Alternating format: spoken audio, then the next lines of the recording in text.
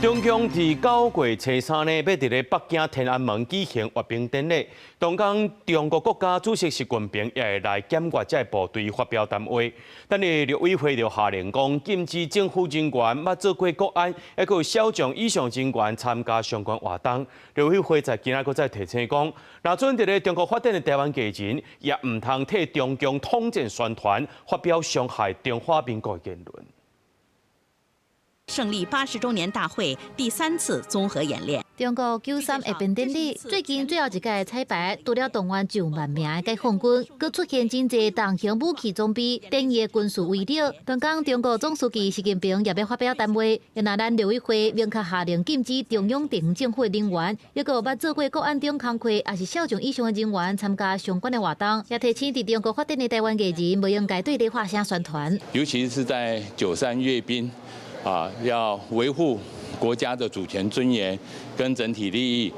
不要去呼应他们矮化台湾、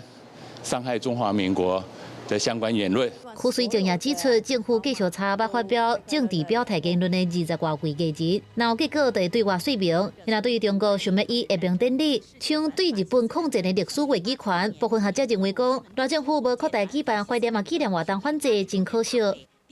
抗战。 胜利才有台湾光复，所以这和中华民国也包括我们今天在台湾，当然都有重大关系。我看到现在的政府执政党对这个东西不表示态度，然后也不愿意办任何纪念活动，我当然感到非常遗憾。这个整个抗战8年的时间，甚至于延伸到过去，我想我们全国牺牲的将士官兵这个超过300万人，一般的民众超过2000万人。 其中也包括一些我们外交界的前辈，用血泪交织而成所换来的。邮政外交官组成的对外关系协会是举行座谈会，强调80年前是中华民国政府领导全体军民团结抗战，相关的历史事实未当互放袂记，也是乌白改写。高市新闻采访报道。